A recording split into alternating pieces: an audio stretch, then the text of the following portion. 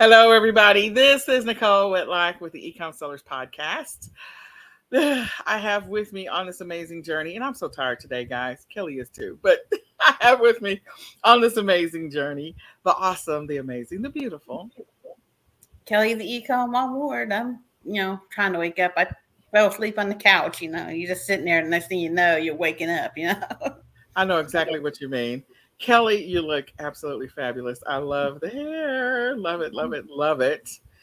Thank you. I was telling Kelly when we were talking before we went live, I was like, she said, yeah, I just put some mousse on it and scrunched it up. And I'm like, yeah, my life is not like that. my, my hair is clearly doing its own thing. At the top, what's sticking out is little brittle prickles. And then in the root, it's doing something else. I'm like, oh, it's growing back weird. Anyway, I don't understand it. I fought the curls for so long, and then it's just like, you're giving these curls and just go with it, Go with it. You look at Trying you to look gorgeous. straighten my hair, and that takes forever. It just takes 2 seconds, I love it. I absolutely love it. So, Kelly, what are you getting ready to do after we finish this? She was talking earlier. It was so funny. I was like, oh my God, we should have caught that. So I got dinner marinating in the fridge. And I'm like, I understand, they show these recipes on the YouTube, and it seems so quick and easy, and like all they do is they snap their finger and their chicken's already cut. I'm sitting there for 45 minutes cutting up chicken. That is so true. That is so true. I thought that was so funny. I said, oh my God, we have to share that because that is really true. Like, I buy the cut chicken. Ain't nobody got time for that. As a matter of fact, I was like, okay, let's get the crock pot going. Let's get the Instapot going, and let's get the oven going so we can be done with the cooking for the week, because I'm not trying to be in the kitchen no more this week. So after I finish this, it's like, okay, I get to go through all of that activity. I'll be doing a lot more cooking because I decided to go on a diet and lose some of this weight. And so I feel you. Trust me on that one. I feel you. I really do. Down 2.5 pounds. So hey, I know. You go, girl. All right. I am not going to say I'm down 2.5 pounds. As a matter of fact, I'm running from the scale. So anyway, I need to get on the scale so we can know what our starting point is and then go from there. But I have so many things going on that I'm tackling, including dealing with taxes. So that's a whole nother conversation. We got 2 weeks, y'all. 2 weeks to get the taxes done. Yeah, we're trying to deal with that with the new house and everything. And husband's trying to get the homestead exemption filed. And yeah. It's a lot. It's a lot. So anyway, in our lives, we got a lot going on. With that being said, this is the eComSellers podcast, and we come to you every Monday at 8:30 p.m. Central Standard Time. I invite you to share this out with a friend, share this with anyone that's on the e-commerce journey or thinking about going on the e-commerce journey. We love to share e-commerce news, tips, and more. And so we hope that the information we share with you will be a blessing. With that being said, I do want to encourage you to also check us out on the eComSellers Clubhouse. So you can join our eComSellers Clubhouse. We meet every morning to talk about e-commerce. Just get your pep talk for the day, get you focused, get you centered on what you need to do in your business. So with that being said, I'm actually going to yield the floor to Miss Kelly so she can give us the latest e-commerce news. And then I'm going to piggyback on top of that. Okay, just a few things I found before I fell asleep. Google's to start rating sellers on shipping and such with their shopping experience scorecard program. And sellers who meet the performance standards will receive a trusted store badge, which is they get more clicks because if they have that trusted store badge, because people were like, well, this person has a history, just like you see on eBay, and Etsy has the star seller, and so everyone's going to this little badge to say these sellers ship quickly, and the products come as stated and such. Okay, eBay's offering advice for rural sellers using United States Postal Service due to reports from some sellers that um, some carriers have, the post office has been limiting the amount of packages they will scan. If you bring in 20 packages, they're like, oh no, you got to have a scan. So they encourage the people to use scan sheets. But a lot of sellers are like, well, sell from 5 different platforms. Like I sell from 5 different platforms. And so if I bring in 7 items or eight or nine, 10 items in one day, yeah, 3 could be from eBay, but 2 could be from Macari and another one from Poshmark and, another couple from Etsy. And so it's hard to get scan sheets when they're not from the same place. But they did cover and discuss this issue on the recent eBay for Business podcast. So you can go and listen to them talking about this. I know I've heard lots of resellers who do YouTube talking about this too, about having, to fight with um, their post office. Mine has a kiosk. I don't know if people know this, but mine has a kiosk on the outside where people can weigh and get their packages, labels and stuff, and not have to go wait in line.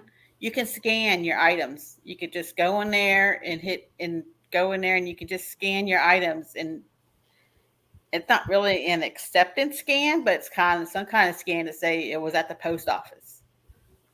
Okay. Taxes, fun stuff. We're just going to say make sure that you have your own CPA. If you have questions, this is just something y'all need to know.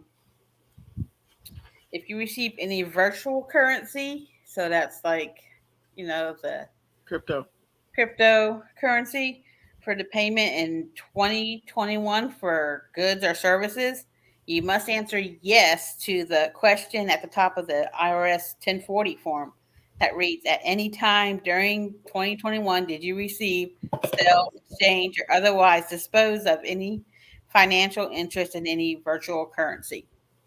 Mm-hmm. So I know a lot of places, some of the online places are starting to accept crypto, so you might have to check your sales to see if you have that. Yep. And Etsy had a really interesting survey they did from their sellers, and a lot of them like asking why they sell and such. And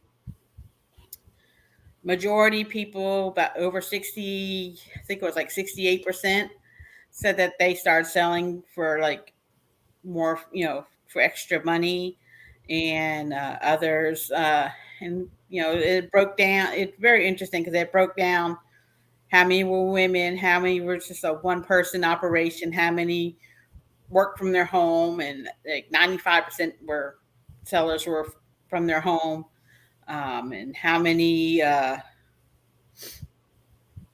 can't remember anymore, but it's very interesting. It broke down all the stats and stuff. I know Nicole would like all those numbers and such, but I would. I gotta go now. I gotta go find that article so we can talk about it next week. It was on eCommerce Bites. I saw it. So okay.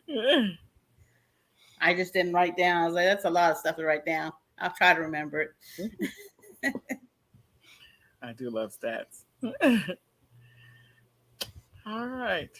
Is that everything? That was everything that I got. Like I said, I'm confident there's more news out there, guys. I just want to remind you, we are in Q2. We are officially in Q2. So hopefully your Q1 was amazing. Hopefully you finished Q1 strong. Hopefully you got to your goal numbers. If you didn't, you still got time to at least push yourself in Q2 to get where you want to be in your e-commerce business, or to do the things maybe you want to learn something new, do something different. So there's still time to do those things. So I just want to encourage you along this journey, trying to figure out how to fix my adjustments need to be fixed up here. I got all kinds of issues today. All right. So we're going to go ahead and share the screen. Oh, this is Autism Awareness Month too. I got a lot going on, y'all. I just do. I'm trying to finish up stuff from the summit still, like a month later. It's just so much that's going on. All right, so let's talk about this news, shall we? Oh, wait a minute. There was an article. I hate it when they do that. Like, oh, you can peek at the article, but you can't really see it. All right, so this one is evidently talking about the Amazon workers in Staten Island voting to unionize. So this was on the New York Times. Now I know that there's a bunch of other articles out there that are not like censored right now because I bring all these up before we have the meeting. So then it just pops up and then it covers it. So the what you might want to do is just you can do a Google search for unions in Amazon and see what's happening. You know that there's going to be some level of impact to those that are selling on Amazon and or those that are selling, online. So you just want to be mindful of that because if it starts with Amazon, there may be other warehouses that decide that they want to unionize. And so again, this could have a downstream effect or impact to sellers that are using, 3PLs and things like that, using Deliver, maybe even Amazon where fulfillment services. Sorry, not Amazon, Walmart fulfillment services, WFS. So this could be an impact to that as well. So just brace yourself, be prepared for that. Not saying, what how long it's going to take for this to ripple through the industry. It may be a year or two before it really kind of ripples through the industry. But I will say this, there's a lot of talk about employees being frustrated or people being frustrated, people walking off the job, just not the warehouse, but in general.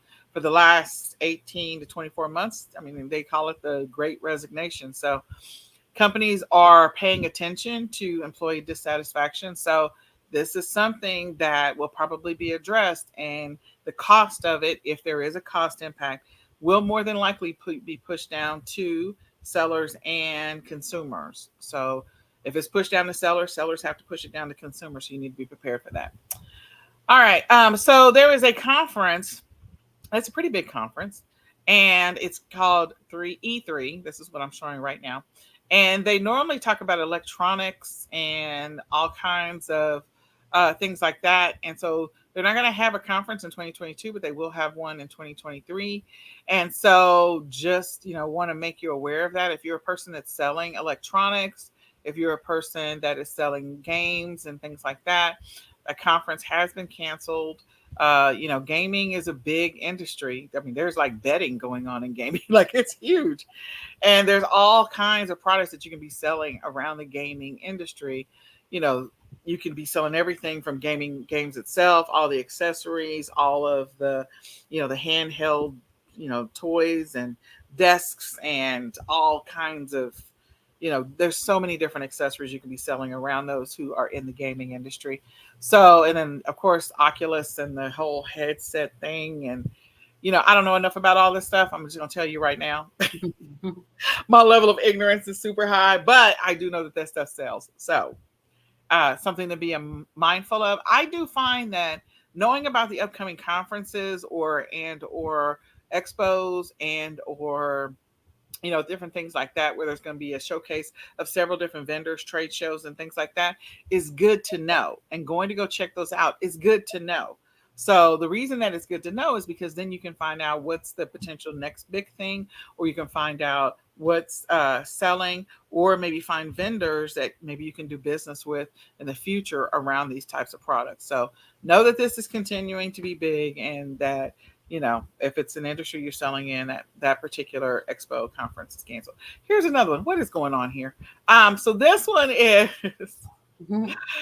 34 employees. Oh, the Shopify Mafia embrace the e-commerce giant. I don't know what it said. I don't have these memorized, guys. Okay, so here's the deal. There are a lot of people that have decided that they're going to launch their own stores and um, launch their own businesses online. And so that article is talking about, I do remember reading that one when it wasn't locked, but anyway, where there was another version of it, that they call it the Shopify Mafia. These are the people that were the first ones to be on Shopify, to sell on Shopify, and or some of the biggest sellers on Shopify. And so basically the platform Shopify is a great one to be selling on. I know that they've been impacted in the stock market this past week, that I'm aware of. So I do want to encourage you, if you think this is your year, that you're ready to launch a product, you've got a product identified, you have an idea, you have a concept, don't be afraid to jump in and try Shopify. It is a great platform to sell on. It's easy to use. And we have an awesome Shopify training on that. But anyway, it's a great platform and it's easy to use. The next one is Visa launches NFT program as it considers digital art a new form of e-commerce. So, if Visa is launching an NFT program, there's going to be others that are going to follow suit. That probably means that more and more integration of non-traditional ways of classifying the value of things and making money are going to continue to be accepted. So I don't know anything about NFTs. I'm not even going to sit here and act like I do because I don't. But I will say this. I do have it on my radar. It's something I do want to learn over the next 6 months. I don't know if, sorry, I don't even know if I have the bandwidth to even think about trying to learn it, but I know it's probably going to be a big thing. So, much like I missed out on some of the cryptocurrency stuff from 2017 and 18, trying not to be too far behind on the NFT stuff, I feel like my boys have plenty of things that we can do the NFT for. But again, my ignorance level is pretty high, so I don't know enough about it. And then the last article is around Walmart's new redesign. I mentioned this in the last podcast, but I didn't have the article up. So Walmart is redesigning sections of the store to be very similar to Target. You notice that. So, Target's always red and it's always got. So they're doing these little uh, floor models, kind of little mini areas. It kind of feels like to me like the IKEA little. This is your little spot right here. And it's got everything set up in this little spot. But in any case, I don't know how many stores it's been pushed out to, but this is something that you'll start to notice over time in the different Walmarts. They may not have as many of them as Target does, because you normally can see those at the very front of the store or through the main aisles of Target. Those I've always paid attention to. It's kind of nice to have that little setup. So just be aware that there's going to be some similarities between Walmart and Target over the next several, probably, I don't know, 12 to 18 months. You'll start to notice this happening. And I think this is really interesting. Have you seen this in your area, Kelly? I don't go into stores. I just order and pick up. That's okay. That's all right. Well, with those people that are, you're going to probably start to notice this. So, just be aware of it. If there's going to be the layout, is going to feel like this feels familiar. It'd be like, oh, probably the whole Target thing. So, pretty cool. I went to Walmart maybe a month ago, and I didn't see anything like it. But to me, I'm like, if that tries to come to my store, the customers would have it tore up with it quickly. That's probably true. Because sometimes Walmart customers are a different breed. Not all the time. I mean, heck, I'm a Walmart customer, but yeah, I see all kinds of stuff on a Friday night at a Walmart. And I'm like, geez, Louise, people, come on. But in any case, I think this is pretty interesting. So be on the lookout. This is an article about it. This is in Fast Company. Came out on January 27th. And so I don't know why it took me so long to share it, but you should start to see this over the next couple of months. Probably the next, like I said, anywhere, probably 18 to 24 is probably more realistic, but they're going to push them out.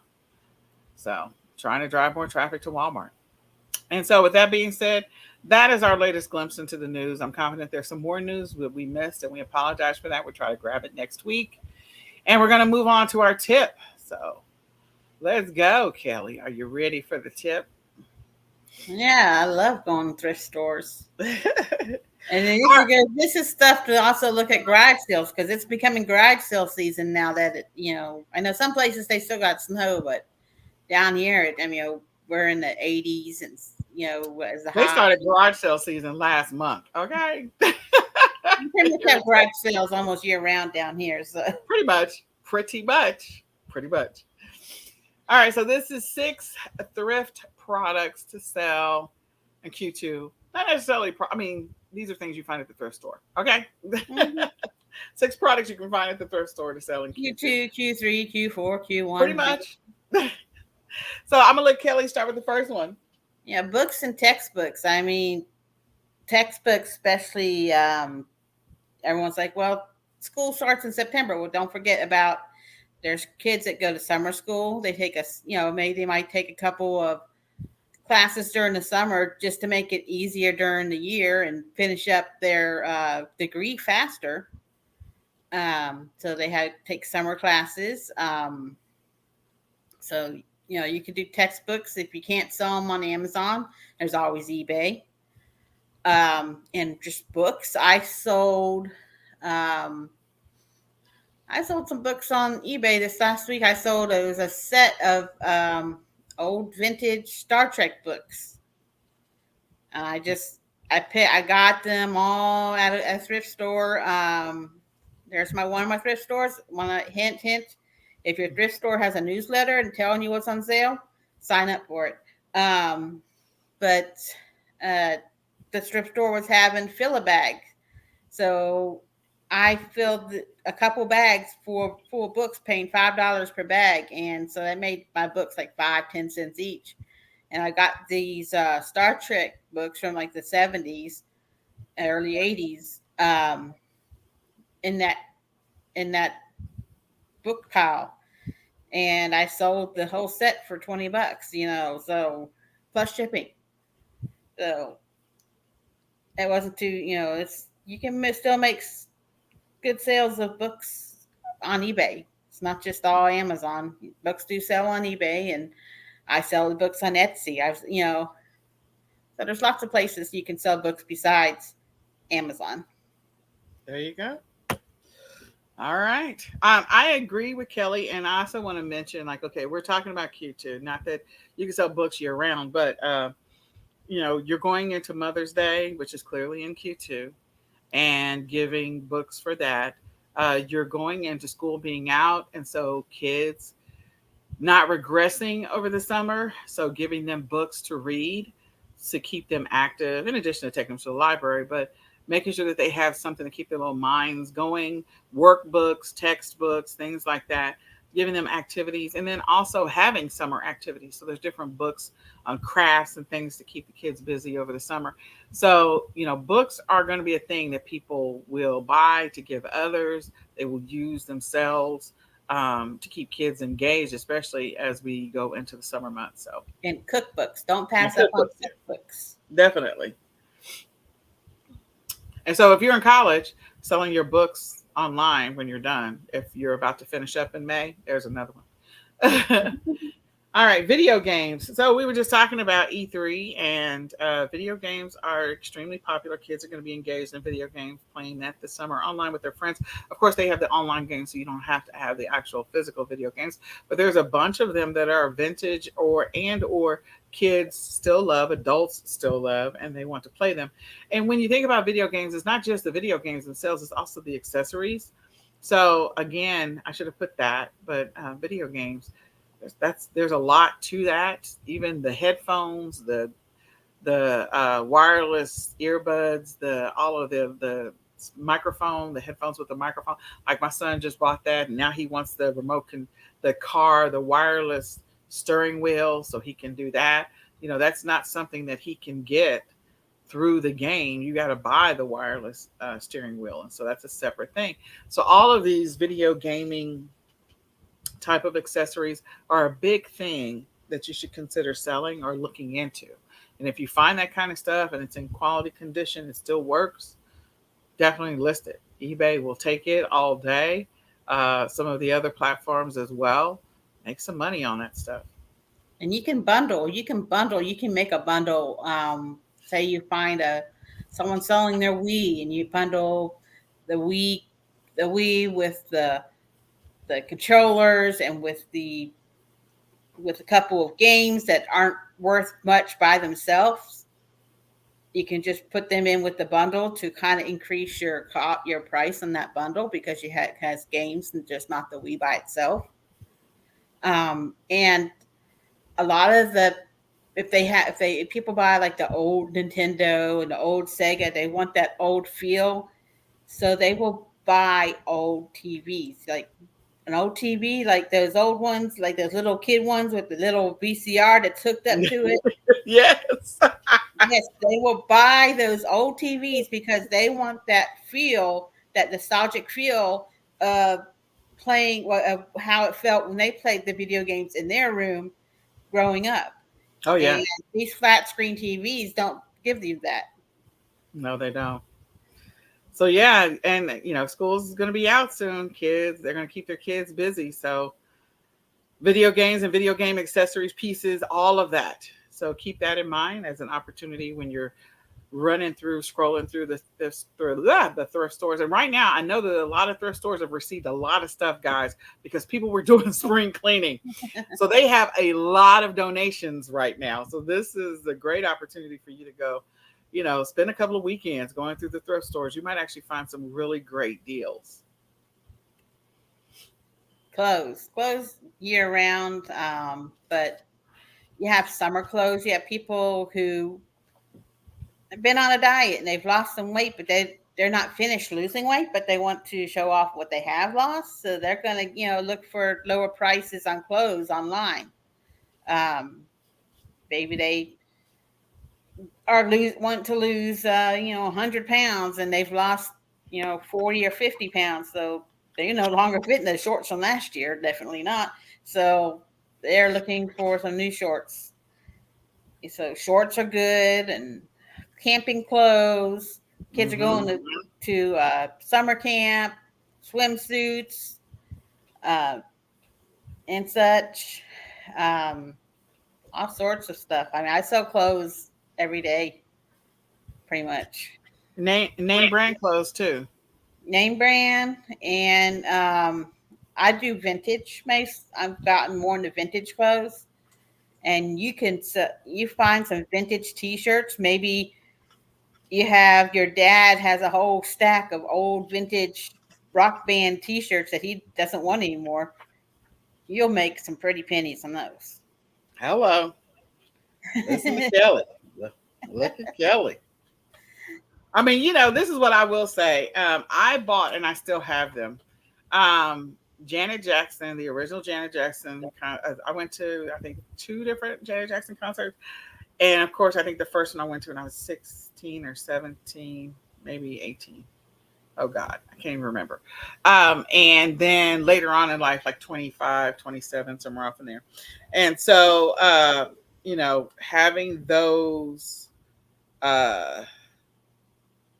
having those t-shirts, like they're worth something now. Now the question becomes, are they yellow or not?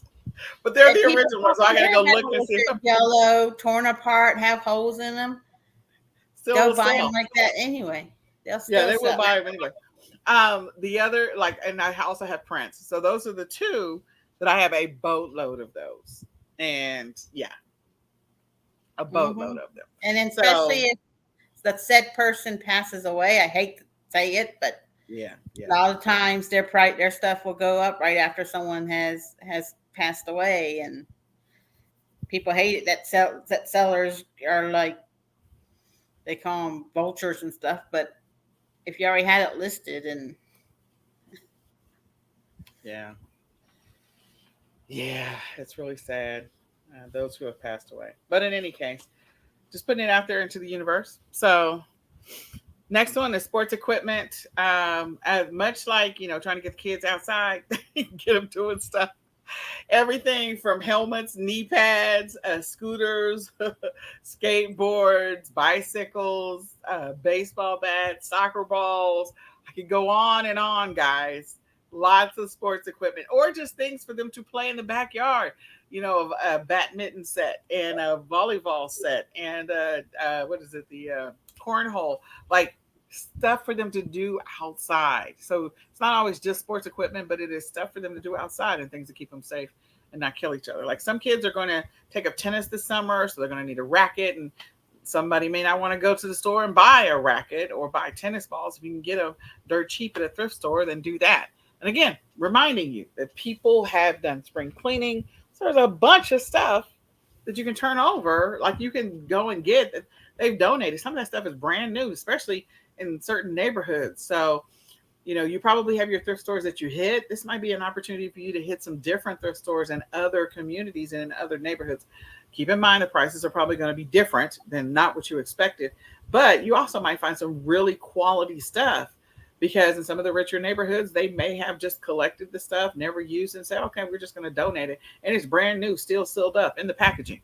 So, yeah. Anything else you want to add to that, Kelly? Yeah, and golf clubs and such. And just a reminder that starting April 3rd, that's today, um, that they're starting to add that extra fee for long stuff on stuff in the post office. So you might have to ship that those larger items with UPS or FedEx because of Yeah. the extra fees, because it might be way too much to ship normally. Or sell them on a Facebook garage sale group or do eBay local pickup or Mm-hmm. Macari, something like that if you don't want to ship it. Because Yeah. I'm confident, I mean, I don't know where you live, but here in the Dallas Fort Worth area, I'm confident that there'll be people who be willing to come get it. And that's always the challenge. When are they going to come get it and coordinating that? That's an annoying thing. Maybe we'll talk about that one day. All right, next. Antiques and vintage items. Oh, I love to do this. Learning, you have to really, this is a learning. Antique is considered, if something is considered antique once it's over 100 years old. And then vintage is something considered after 20 years. So you think about it, stuff from 2002 is now considered vintage. Everyone's like, what? Yeah. Stuff from 2002 is now considered vintage. Um, and I sell vintage clothes. I sell vintage kitchen, you know, stuff. I sell vintage vases, vintage jewelry. There's all sorts of places you can look. Vintage toys, vintage plush, vintage. Just it's a big uh, category there. And some people, that's all they do is sell vintage stuff, and people will pay for their for those memories. They're like, "Oh, my grandma had something just like that. I remember growing up and waking up every Sunday morning at grandma's house, and we had cereal out of that same bowl, and now they want that memory coming back to them. So they buy, and they will pay up for that stuff too because it's no longer available. They can't go to Target and buy that same bowl because it's not there anymore. That pattern's been discontinued. Sometimes that company's not even around anymore. So people will pay up for those vintage items. There you And go. mm-hmm. I just, I know that there's a lot of vintage stuff that people are still buying, still collecting, still paying attention to. So the other thing is you might subscribe to different, newsletters or follow some people that have their own blogs around vintage items and get some insight if this is something that you're not really familiar with, you're not comfortable with, so that way you at least have a starting ground. Also, monitor maybe some of the things that you see that are on eBay and some of these other platforms. Add it to your watch list just to see what happens with it if you're not really sure. So then that way, when you go to the store, you are making wise choices if you decide you're Yeah. going to buy this vintage item. Once you start learning about vintage items, you learn, oh, this is from this era because it has this kind of tag and it doesn't have this kind of tag. You learn like this is a vintage Nike pant, shirt because of this tags, this color. You know, there's all sorts of stuff you can look online. They'll tell you, you know, this is the Reebok tag from the 1980s and this is the Reebok tag from the 1960s, so that it makes it easier for you to identify how old your items are. There you go. All right, pictures and picture frames.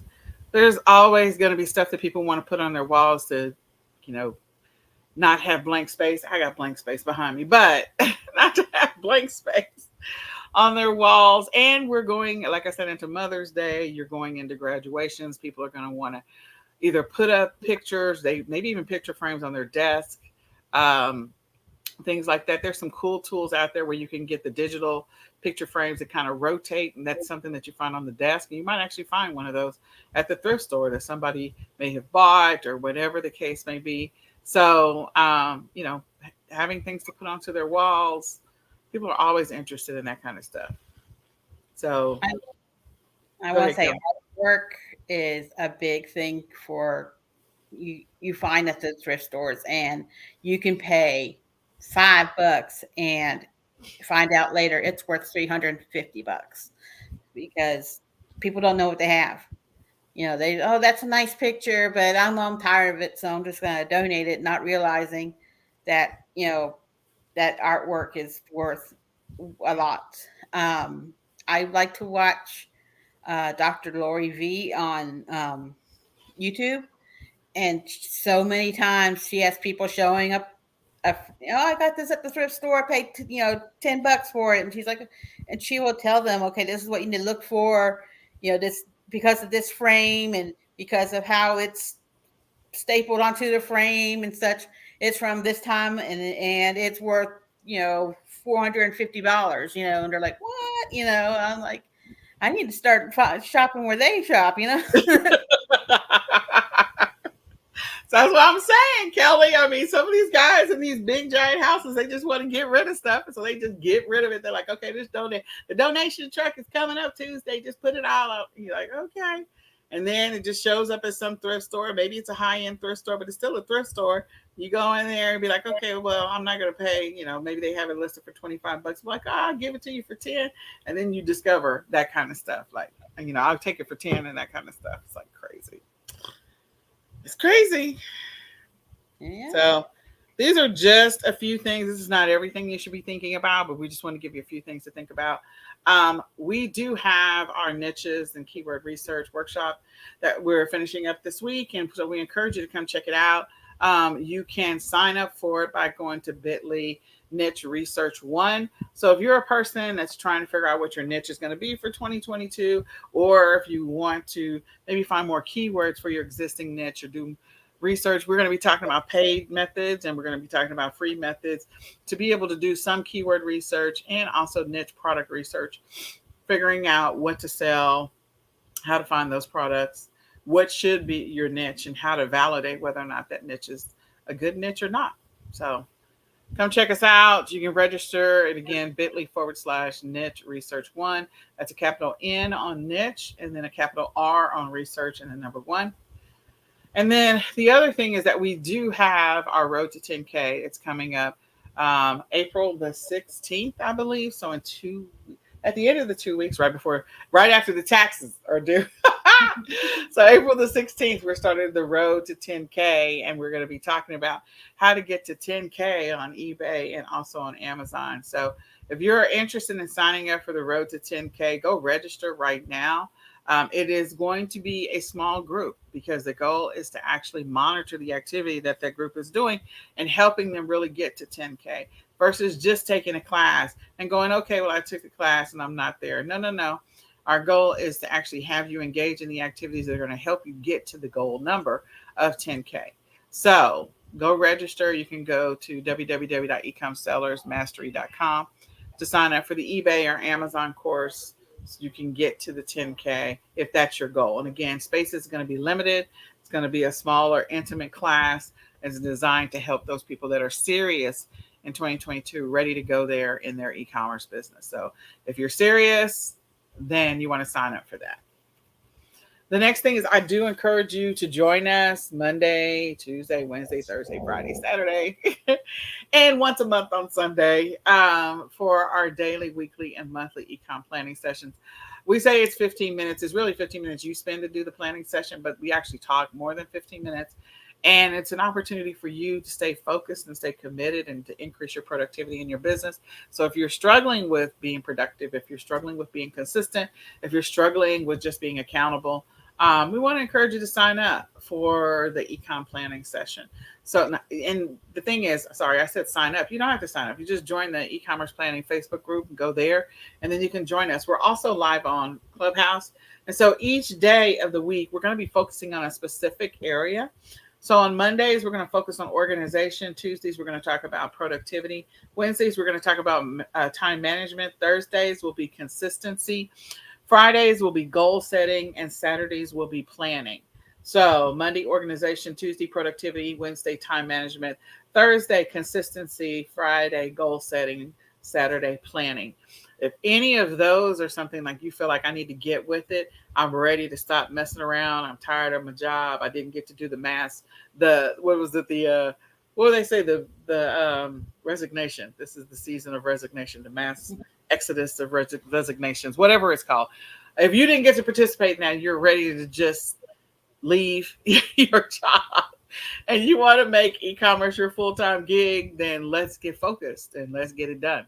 So that's what we're going to be covering in the daily planning sessions. You can just join the e-commerce planning Facebook group. There is no cost to you, but we do encourage you to get an e-commerce planner. So that would be the one thing that I would encourage you to do.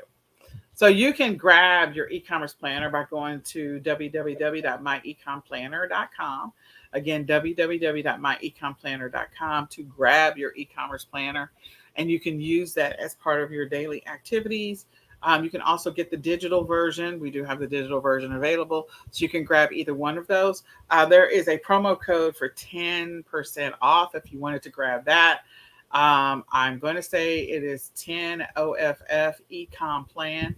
Again, 10, the number 10, OFF eCom, ECOM plan, PLAN, to get 10% off of your e-commerce planner and use that to help you on your journey. And then last but not least, if you wanted to get a free digital planner and a free regular planner, if you want to get both of them absolutely free, you can sign up for the eComSellers Mastery Lifetime Plan. Lifetime membership. It's a one-time cost. You don't pay it ever again. All you have to do is type in, if you want 25% off of the lifetime plan, you can type in 25 OFF ESA. Again, 25 OFF ESA at checkout. So you can get 25% off of the lifetime eComSellers Academy program. All right. I think that's it this time. I didn't miss anything. I'm always missing stuff, y'all. So with all of that being said, let me go back over here. My name is Nicole Whitlock. This is the eComSellers podcast. We do this every Monday at 8:30 p.m. Central Standard Time. You can join us, me and my co-host, my partner in crime, the one that's along for the ride, my Thelma and my Louise. So she's my Louise. I'm Thelma.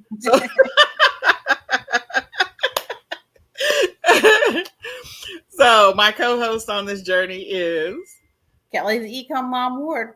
All right. We'll be back next Monday. You can join us next Monday on this journey, and we'll be more than happy to help you. If you have any questions, type them in the chat. Please share this out and join us next Monday at 8:30. And we're going to say goodbye for now.